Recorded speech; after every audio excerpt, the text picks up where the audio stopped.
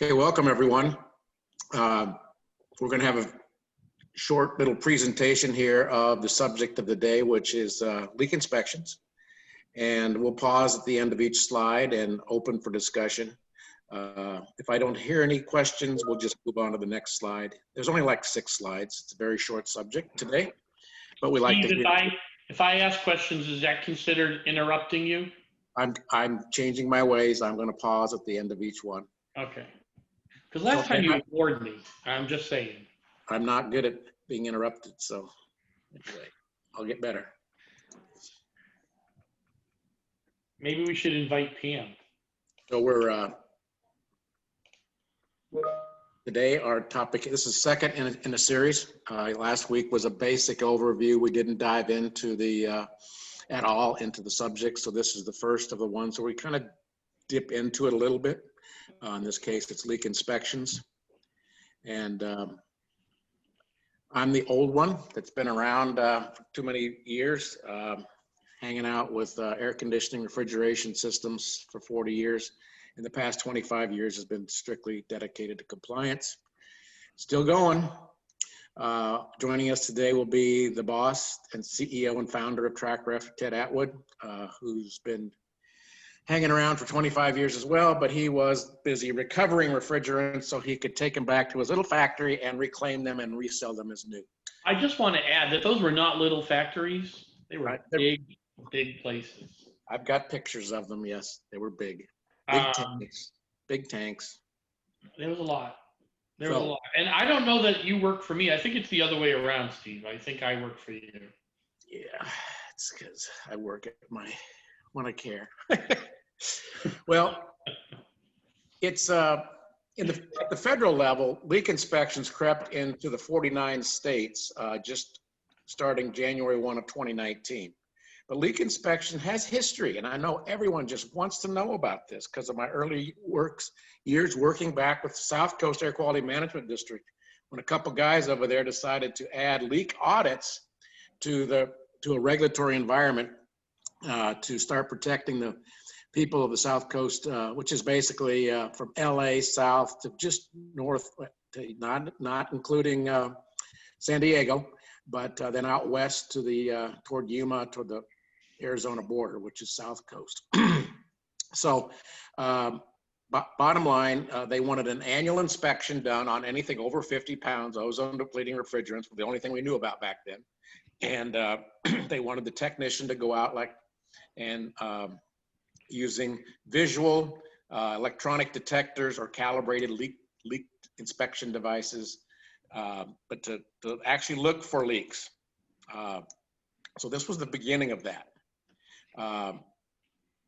So the rule 1415 mandated these events take place every year, and then report back to the district every 2 years, along with a check that you had to pay for the privilege of having inspections done. And you also reported any refrigerant used during that period, those two-year period. South Coast Rule 1415 is alive and well today for comfort cooling only, whereas in the early years, it was for anything over 50 pounds using an ozone depleting refrigerant, which everything was at that time, pretty much. So along comes California, then as a state, the Air Resources Board, having gotten power from the ARB 32 mandate, then started mandating leak inspections. They broke their refrigerants down into 3 types of systems: large, medium, and small. Large being 2,000 pounds and greater, medium being 200 to 1,999.9 pounds, and then small being 50 pounds to 199.9 pounds. And then small was once a year, medium systems were quarterly leak inspections, and then mandated for the over 2,000 pound systems was monthly leak inspections. Okay, I will get more into that as we move forward. Then along comes the EPA in 2016 with the biggest rule changes they'd made since pretty much the beginning. They had some minor changes in 95 when they introduced leak verification testing, and then when they added leak formulas to the regs and some definition changes. But by far the biggest changes took effect in 2016.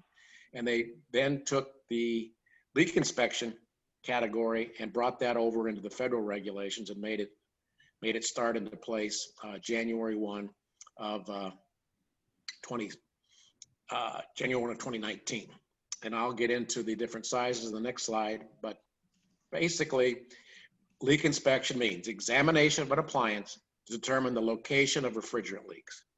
Potential methods include, but are not limited to, ultrasonic tests, gas imaging cameras, bubble tests as appropriate, or the use of a leak detection device operated and maintained according to manufacturer's guidelines.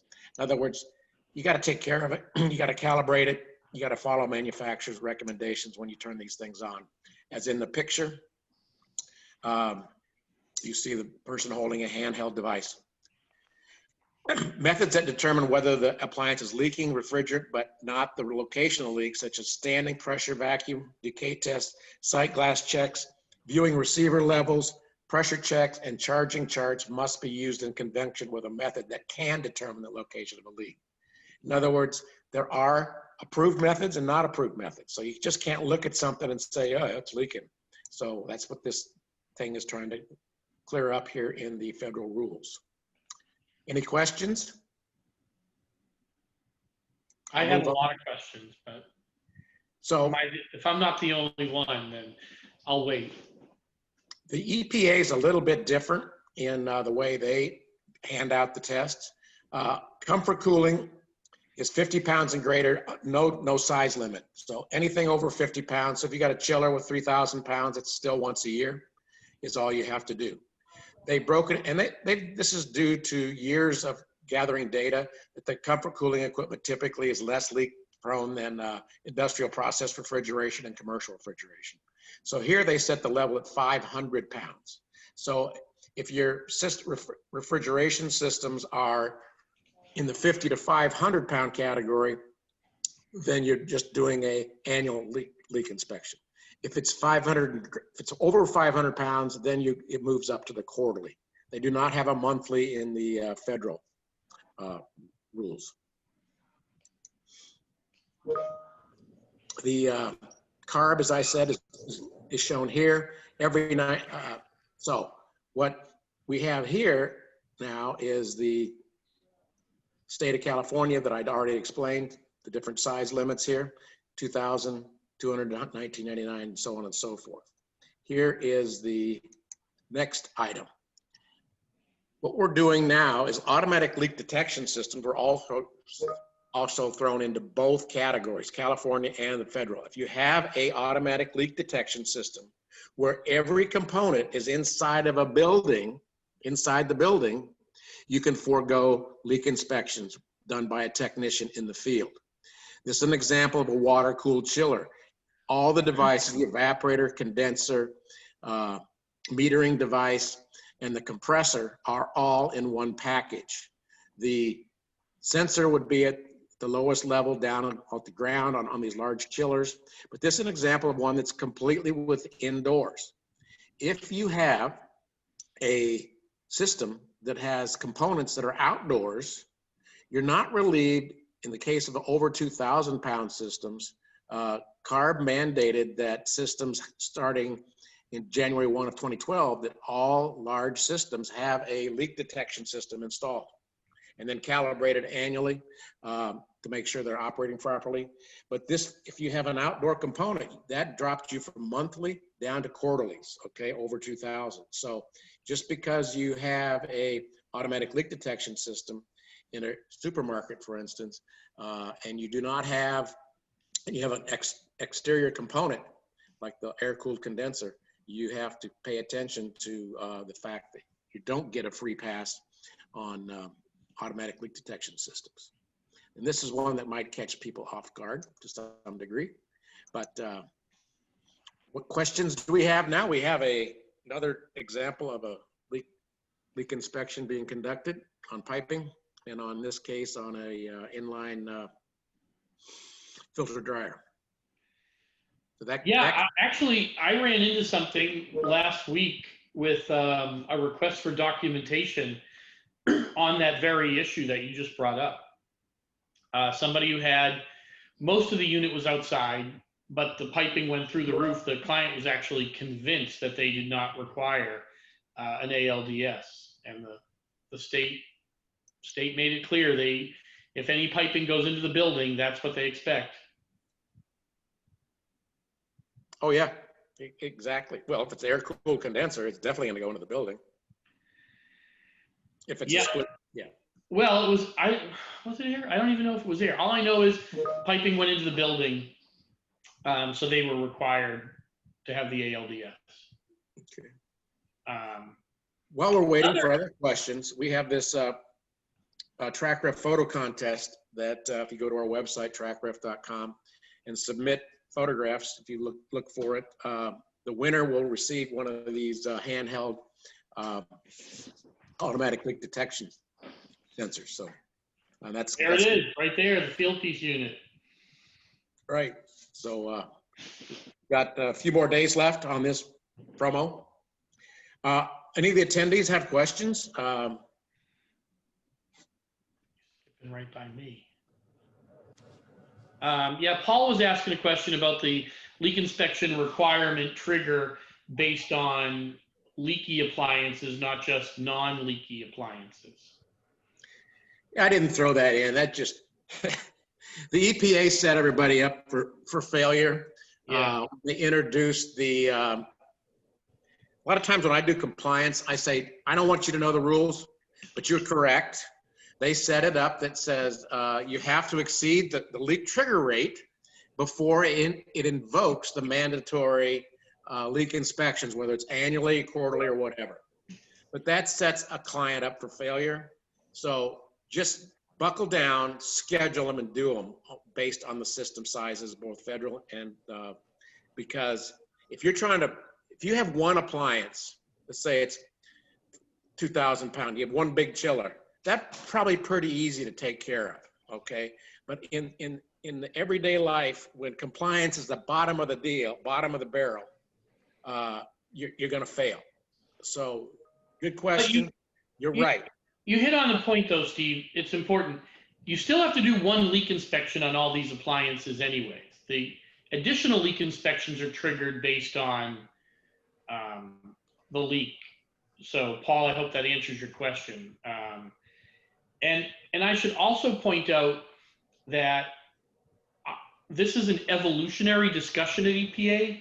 This is not set in stone. EPA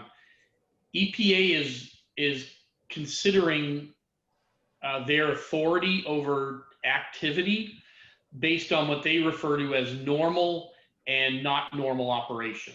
And so we're still in the time window where we're better understanding what normal means, which is very disruptive to a maintenance schedule.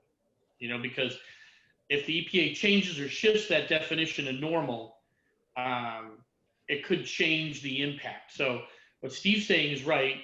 And what we encourage people to do is, follow that leak inspection requirement all the way through. Because this actually impacts your leak rate as well, if you do have an appliance that's leaking, because technically the EPA, and boy, Steve and I have spent probably, Steve, 1,000 hours talking about what qualifies a repair now, to a leak. Right? Right. Because, all right, I'll fill in the blanks. So technically, if you're done fixing a leak, let's say you got a leak on a condenser line, and you say, I fixed the leak on the condenser line.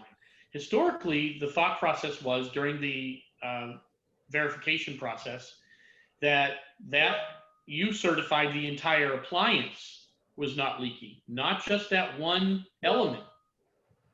And so it's something to keep in mind, because the EPA is expecting that if you want that to use the rolling pounds added leak rate, then you're going to have to leak test the entire appliance, not just the repair. Steve, you want to caveat that or add anything?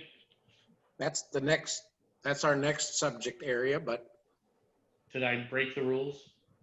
They screwed up when they said go back to the last follow-up verification, successful follow-up verification test.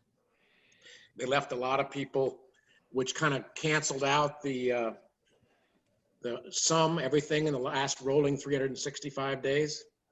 And then it's just kind of left people hanging. So there's two sides of the fence. That's why we have the classic formula with TrackRef. We have the original intent of the rolling average leak rate formula. We have that available. And then we have the one that was truncated that says, oh, if you just go back to the number of days since the last successful follow-up verification test, and that basically means the last time it was leaking, and you throw the number of days in there into the formula kind of like thing, and it cuts the leak rate way down. So yeah, it's a mess in what they did, and it's evolving. The EPA rules might start to evolve in the next after the next week or two. So we don't know which direction it's going to take. But right now we can only talk about what is there now, and that was leak inspections. Just do them. Don't wait for a leak, because if you're trying to manage a lot more than one or two pieces of equipment in today's world, sooner or later you're going to forget one, and then you're in the case of California, you self-report every year. You show them your dirty laundry. In the case of the feds, you got to wait till they show up. But yeah, and there's also two big triggers one significant big trigger in the Northeast. And if you are at a facility that consumes over 25,000 tons of carbon, then you're also expected to report to the Regional Greenhouse Gas Authority, RGGI, any of your emissions related to refrigerants. So you may have a large boiler, like universities are notorious for this. They have big boilers. Those boilers will trigger the responsibility for people to report refrigerant emissions. And Massachusetts does it. New Jersey does it. New Jersey actually has some very interesting rules around that.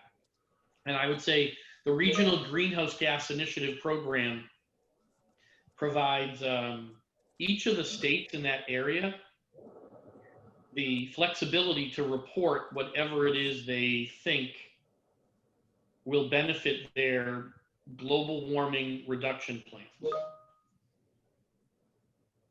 And that's not meant to confuse anybody, just that, California may seem firm and difficult or challenging to meet the requirements, but the definitions are very clearly laid out.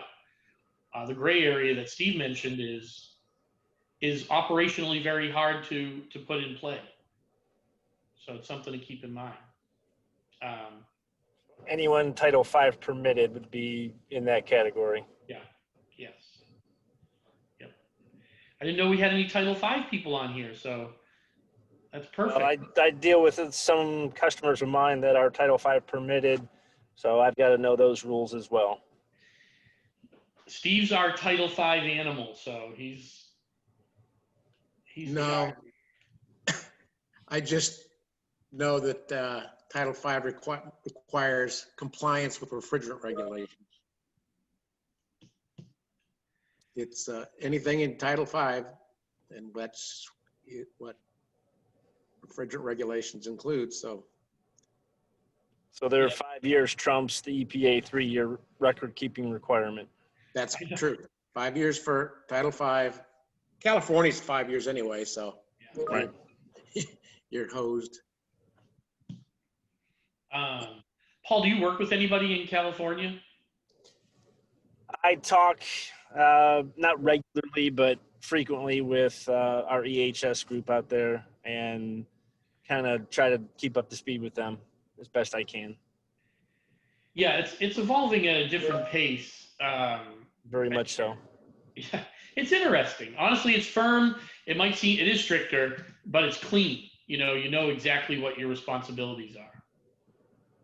So I think it's actually helpful for the service industry. And with the syndication that came down in February, it's kind of difficult for a lot of companies to keep track of everything. And you got to read our blog from about a month ago. We published something on the well, there's two elements to that action to rescind.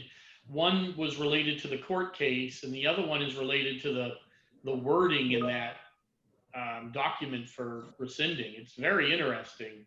Yes. Well, I read it. Yeah, there's one paragraph, I think, on the third to last page, and it talks about the EPA's continued authority over HFC maintenance practices, and that when you dissect the maintenance event, the initial and follow-up verification are still required actions. It just changes or tries to take away unsuccessfully in the end, the responsibility to provide leak guidance, because it still leaves that very gray, particularly after the court case. For sure. Paul, did Smitty ever retire? Yes. Finally, huh? I want to say 4 months ago, 5 months ago. Oh, wow. It was just recently. Wow. One other thing people should know, since we're here and we're talking about it, make sure your guys have the right leak detector. I can't tell you how many times that we've gone on site or we've had a discussion with someone who swears they couldn't find a leak and it had the wrong leak detector. So all leak detectors are not made the same. Steve, you want to add anything to that? No, that's true. And, if you're using one from 30 years ago where it's looking for chlorine, might be out of luck with HFCs and HFOs. Yeah, some of them you have to change the tips out, regularly, or they get clogged, or they're dirty, or the guys haven't changed them out. We usually make a mention of it sometime around March. When you change out your batteries and your smoke detectors, we'll remind field service people, buy a pack of little filters, for your leak detector, because usually that'll last you through the year, or can last you through the year. Hey, Paul, I'm also sorry that we had a picture of that York chiller that came from marketing, so I'll throw them under the bus today. There you go. Because when I was at Train, it was back in the days of the 123 battles, that's gonna kill your children, and yeah, it was almost like politics is today. But that was in the days of 123. Who's gonna do 123 and who isn't gonna do it? I've been working with 123 for 30 years now. Not a single. Exactly. So I drove out of La Crosse on March 2nd, 1990 to arrive here. Was it snowing, Steve, when you left? It was between storms, because that's the thing about La Crosse. Everything looks nice and warm, and then it snows 2 feet, right? Because Paul, you don't live where do you live, down in the Atlanta area? I'm in Chattanooga. I originally from just south of Cleveland, Ohio, so I'm very familiar with snow and lake effect snow. Yeah. I'm going to look up the weather in La Crosse. There's actually an app for that. Probably. Yeah, you'd be amazed. The National Oceanic Atmospheric Weather Administration keeps these records all the way back to you can get some of them back to 1880. Where were you working that year? In what year? I said 1880. I was giving you a hard time. Well, we moved to La Crosse in November. Was it November? Of 81. And in 3 weeks, the river froze, trapped hundreds of barges between Minneapolis and La Crosse. They couldn't Steve, the weather was a high of 33 that day and a low of 15. So just another day in paradise, right? I loved it. Notice where I went. I went from La Crosse to Phoenix.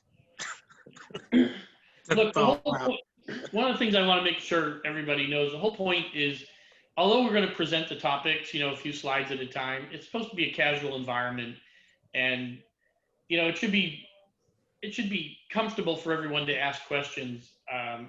I have Steve and Elizabeth to bounce things off of, as well as some ex-EPA people and people at the state that have left or retired. And I get a chance to ask them real world questions. Sometimes there's dumb questions, you know. Sometimes they're, you know, like today I had a question for somebody on a leak detector. It was a leak detector built in 2000, installed in 2003, and the state of California didn't recognize it. And the client was really upset. And the state said it doesn't even detect for the type of refrigerants that you have installed in your system. It has a list of only CFC refrigerants. It doesn't even detect for HCFCs. And so the client was really upset. And, you know, they're like, well, that means I have to buy all new ALDSs. Yeah, because, you know, they're 17 years old. And you know, and yeah, we're a software company, but really we're just a bunch of guys and people and women who interact on the same topic every day. So it's not meant to be a formal presentation. It's really meant to be an informative discussion. And we might learn something from you guys as well. So, Paul, it's your first time attending. What did you think? So far, so good. All right, good. Well, it's nice to hear from you. I haven't talked to you in a while. Yeah. Good to be here. Glad I had an opportunity to jump on. Yeah, well, you know, we're going to do it every 2 weeks for the rest of Steve and my life, because there's no one I'd rather argue with or talk to than Steve. It's my favorite person. Smitty and I used to go at it too, Paul. Smitty was I worked for Smitty at Train in the years of spreading the joy of integrated controls to the world. Steve, Yeah, who nice. don't you disagree with on a regular basis? Crickets. I know, that's right.